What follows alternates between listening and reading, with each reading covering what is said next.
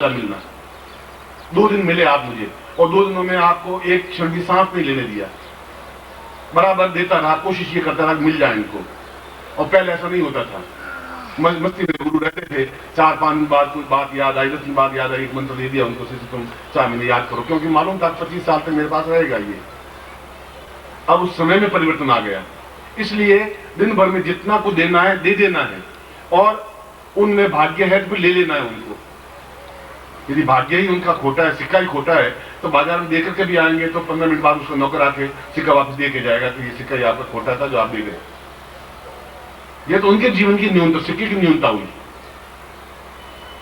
इसलिए जहां पूर्णमदः पूर्णमिदं कहते हैं, जहां मुझे ज्ञान है कि ये ग्रहण काल है, जहां मुझे ज्ञान है कि इस समय का मुझे अपने जीवन में उपयोग करना है, क्योंकि मैं उस जगह से शुरू हुआ हूं जहां बिल्कुल माइनस पॉइंट था, धरती ही नहीं थी, जहां गरीबी के अलावा मेरे साथ पीढ़ियों देखा ही नहीं।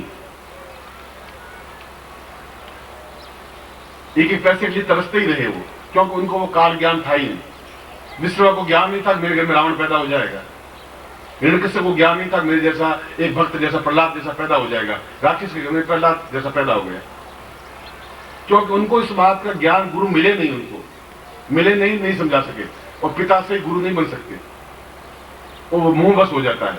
और गुरु वो होता है जो ठोकर मार के समझाए, उसको गुरु कहते हैं। लाड़ प्यार नहीं करे शिष्य से, पुचकारे नहीं, वो उनको फटकारे, थप्पड़ मारे, मगर उसको तैयार करे, अपने सदस्य अपने समान बनने की क्रिया करे, उसको गुरु कहते हैं। वो शिष्य कहलाता है जो उनके समान बने। आज दिन भर मैंने यही किया और किया भी किया, और मुझे जरूरत भी क्या थी इतना करने की। इस उम्र में आकर के मुझे क्या जरूरत थी कि मैं दिन भर आपके पीछे दौड़ता फिरूं, या आप सोचे ऐसा मैं क्यों करूं? क्या लाभ मुझे क्या है इससे? क्या मेरे जीवन का हेतु है? पत्नी वहां है, मैं यहाँ बैठा हूं आपके बीच में, होली का दिन है, लोग मिलने आ रहे हैं, मेरे परिवार वाले मिलने आ रहे हैं, उनसे मिल नहीं पा रहा हूं, और मैं आपको बार बार दौड़ के आ रहा हूं। ये क्या है? रीजन क्या है? कारण क्या है? क्या कोई स्वार्थ है? क्या कोई आपसे कुछ लेना है मुझे? इसके पीछे कारण ये है कि एक रास्ता पकड़ा है मैंने, मुझे गुरु ने एक रास्ता दिया है, तुम्हें ये काम करना है। और मैंने कहा था कि आप मुझे उस भट्टी में झोंक रहे हैं जहां आग और तेज आग के अलावा कुछ नहीं है। आलोचना है, गालियां हैं, जहर है। उनका भगवान शिव ने भी जहर ही तो किया था। और तुम अगर 2 लोटे जहर पी भी लोगे तो क्या प्रलय हो जाएगा। और तुम्हें पीना है, तुम्हें जाना है। और उसके बाद में अमृत तो मिला कि नहीं मिला मैं नहीं कह सकता, मगर जहर के अलावा कुछ मिला ही नहीं चारों तरफ से। और मुझे उसमें भी संतोष है, क्योंकि एक गुरु कार्य मुझे करना है। उन्होंने कुछ सोच समझ करके मुझे इस जगह खड़ा किया होगा। सैकड़ों सन्यासी उनके पास में थे, क्यों मेरा चयन किया, क्यों मुझे कहा, क्यों इस जगह मुझे खड़ा किया। और हर पल एक एक क्षण में उनकी याद में तड़प रहा हूं, ऐसा क्यों हो रहा है। कुछ जाता हूं, 5 मिनट मिलना होता है, और 5 मिनट कोई प्यास ही नहीं बुझती, ढंग से देख नहीं पाता उनको, और उनका वापस ये सब ठीक चल रहा है, और मैं झूठ मूठ कहता हूं वहां सब ठीक चल रहा है। जो काम सौंपा है मैं बराबर उस जगह तेजी से छलांग लगाने की कोशिश उनको कर रहा हूं। और मुझे विश्वास है कि मैं आज तक असफल नहीं हुआ किसी फील्ड में, इस फील्ड में असफल नहीं होऊंगा, मैं आपको विश्वास दिलाता हूं। उनको भी नहीं।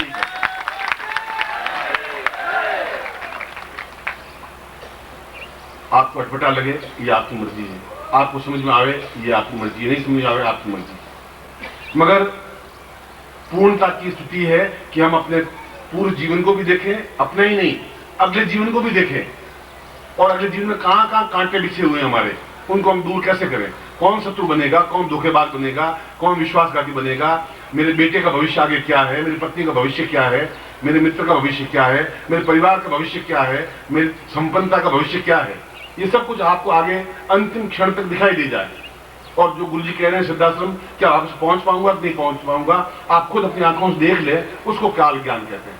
समय को पकड़ने की स्थिति, और समय पकड़ में आता नहीं, क्योंकि समय के बारे में शंकराचार्य ने कहा कि समय एक ऐसी चीज है जो बहुत बलिष्ठ व्यक्तित्व है, और जिसके आधा सिर आगे से बिल्कुल बाल है ही नहीं, और पीछे के बाल हैं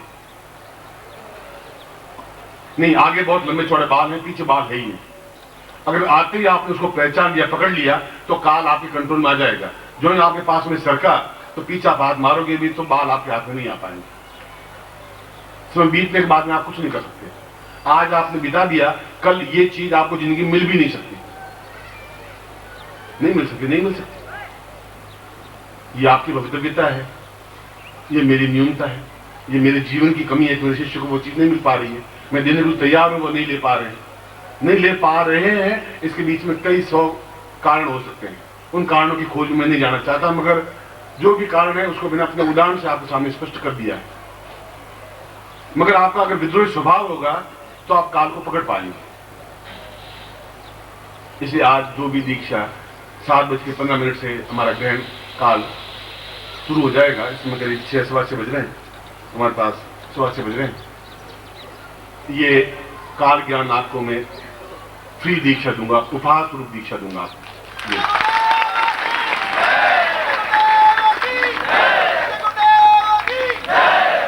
जो कि आपको लेनी चाहिए। और मैं ठीक 7:15 बजे आ जाऊंगा, 5 मिनट आगे पीछे हो सकते हैं ज्यादा से ज्यादा। और उसके बाद में जो 5 सदस्य बनाए हैं, उन 5 सदस्यों को जो विशेष, उनको खुद को, उनका भाग्य, उनके जीवन का भाग्य वो लिखें, मैं नहीं लिखूं। मैं कह रहा हूं फिर वो आपसे मेरा मिलना होगा, कम होगा, ज्यादा होगा, पर आप खुद ही लिख सकें अपने परिवार का भाग्य, अपना भाग्य। यदि मालूम पड़े न्यूनता है तो फिर न्यूनता को दूर कैसे करेंगे? भाग्य में नई लाइन लिखने से तो हो पाएगा। दोनों का संबंध बना, वो समझाएं तो फिर ये भी साथ में समझाऊंगा।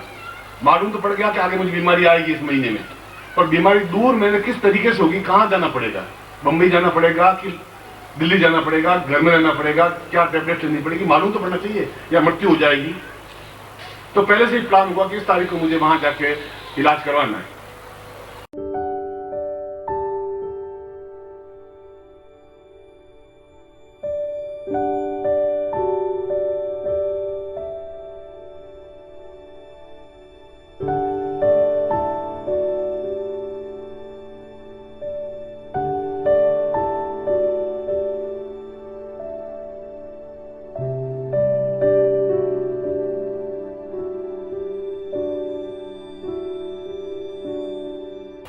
या ये गरीबी या समस्या या गवर्नमेंट की प्रॉब्लम आएगी, या मैं चुनाव में खड़ा रहा हूं, हारूंगा, और उसको जीत में कैसे कन्वर्ट करूं, ये सारी स्थितियां आपके सामने स्पष्ट होनी चाहिए।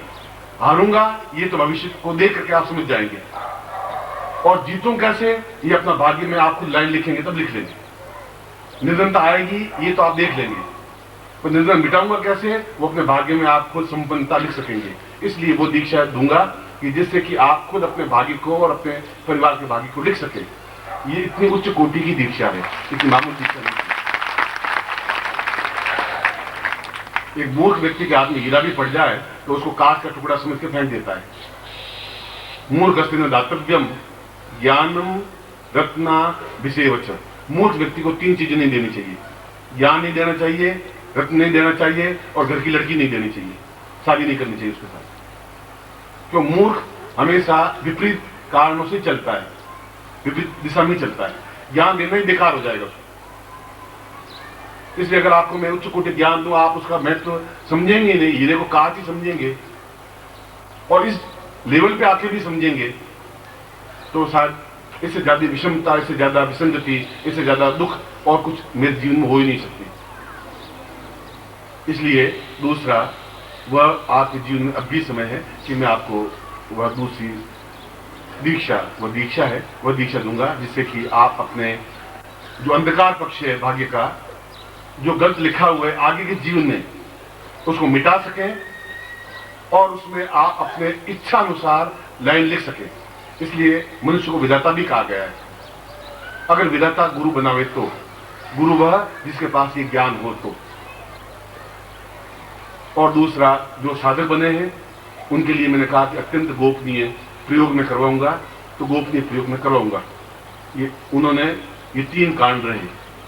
काल ज्ञान, जिससे कि आपका पूरा पाथवे बन सके, जब मालूम पड़ सके कि ये मेरे जीवन की विसंगतियां, बहुत बड़ी बात है। यदि कोई बता दे कि ये व्यक्ति जो आपका पड़ोसी ये दुश्मन है और ये आपको चाकू मार देगा, तो आप बहुत सावधान हो जाएंगे। चाकू खाएंगे तो बहुत कम।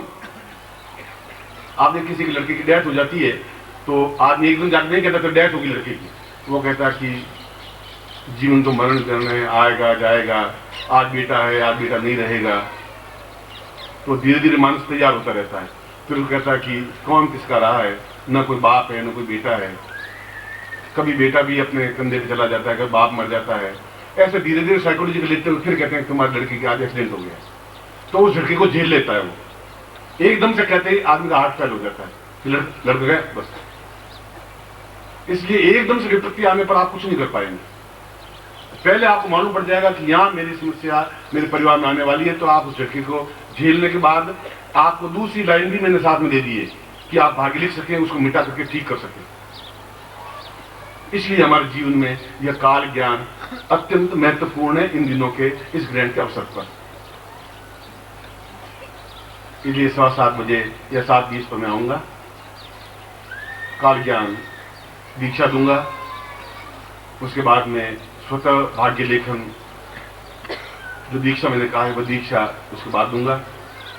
उसके बाद में जो साधक हैं और जिनके पास बैज है, जिनके पास नाम है, लिस्ट है, उनको वह इन दोनों से भी महत्वपूर्ण प्रयोग में करवाऊंगा जो आपके पास पैकेट है उसके माध्यम से।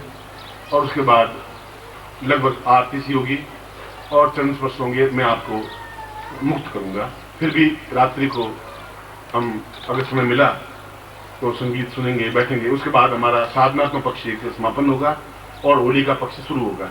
मैं जानता हूँ दिन भर आज आपको बहुत मैंने खींचा है, मैं खुद इस बात में तनावयुक्त था, मगर मुझे इस बात की प्रसन्नता भी थी कि मैंने आज जो कुछ सोचा था वह देने की तरफ तत्पर रहा। आपके बीच में ज्यादा समय नहीं रहा।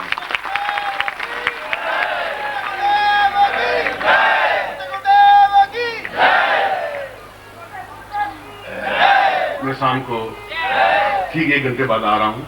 आप फ्रेश हो जाएं, हाथ पैर मुंह धो लें और बिल्कुल प्रसन्न चित्त से आप वापस बैठें और काल ज्ञान जो कि जीवन की, फिर उस प्रसंग को सुनाऊंगा कि इस दीक्षा को या इस को लेने के लिए मुझे इतने क्या क्या झेलना पड़ा था। कभी इस समय आएगा कि जीवन में बताऊंगा, मगर आपको सुलभता से ज्ञान प्राप्त हो रहा है। इसलिए आप हीरे और काठ के टुकड़े में भेद नहीं कर पा रहे हैं। इस बात का मुझे दुख है, अत्यंत दुखी हूं सुबह से कि आप उसमें अंत समझ ही नहीं पा रहे।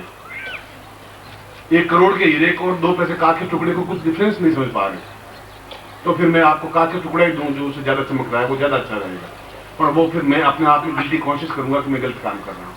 ऐसे जीवन करता ही नहीं है। 2 टूक साफ कहता हूँ मुंह पर कि मुझे तुम्हारी बात अच्छी नहीं लग रही, गलत है, वो चाहे कितना ही प्रिय हो। और जो समझते हैं वो मुझसे अलग होते ही नहीं। वो समझते हैं कि कौन को कारण है, 100 तनाव उनके माइंड में है, 100 चिंताएं हैं, 100 विचार हैं। और चिंताएं शिष्यों की है, लोगों की है। मेरे खुद का न तो कोई हेतु है, न कारण है, न कोई समस्या है। तो ना मुक्त हूँ, न दुख मुक्त हूँ, न दुख महसूस करता हूँ, न सुख महसूस करता हूँ। पलंग है तो बिछा के नीचे आराम से सो जाता हूँ। इस पलंग की मुझे कोई चिंता रहती भी नहीं। और दिन भर जूझना पड़ता है आपके बीच में, तो मैं बहुत प्रसन्नता हूँ। और परिवार वाले नाराज हैं, मेरे चाचा, मेरे काका, मेरे भाई आए सब मिलने के लिए, 100 आए और 1 मिनट मिलता हूँ, 2 मिनट मिलता हूँ, फिर मैं यहाँ दौड़ के आता हूँ। वो सोचते हैं कि ये क्या हो रहा है। वो अपने मन में अपना गणित कर रहे हैं। मैं यहाँ बैठा बैठा अपना गणित कर रहा हूँ कि मुझे समय मेरे पास कम है, नहीं दिया तो गड़बड़ हो जाएगी। सुबह कह दिया मैंने उनको। मेरी तरफ से ये जो 2-3 दीक्षाएं दी है, यदि आप सोचें तो मैं आपके जीवन के ऊपर बहुत बड़ा ऋण किया है और आप ऋण को कभी कभी उतारेंगे, मुझे इतना विश्वास है। पूज्य गुरुदेव की, पूज्य गुरुदेव की, पूज्य गुरुदेव की, पूज्य गुरुदेव की, पूज्य गुरुदेव की, पूज्य गुरुदेव की, पूज्य गुरुदेव की, पूज्य गुरुदेव की, पूज्य गुरुदेव की, पूज्य गुरुदेव की, पूज्य गुरुदेव की। वंदनीय माता जी की, वंदनीय माता जी की, वंदनीय माता जी की।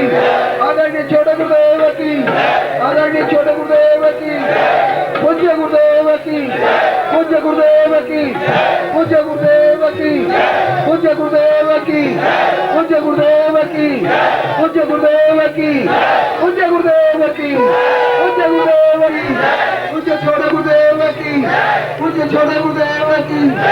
ओम हरे हरे ओम हरे हरे ओम हरे हरे।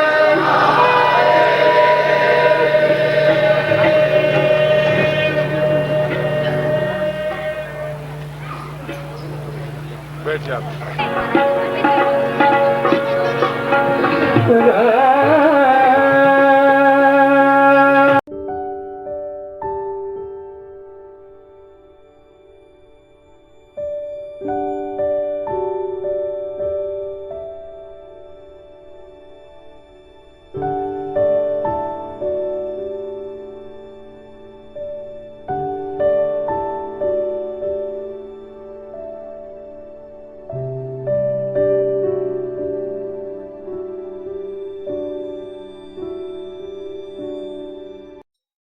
ओम परम तत्वाय नारायणाय गुरुभ्यो नमः।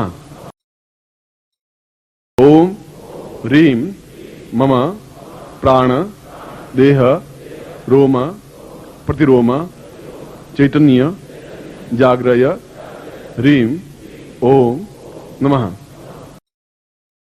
ओम भूर्भुवः स्वः तत्सवितुर्वरेण्यं भर्गो देवस्य धीमहि धियो यो नः प्रचोदयात्।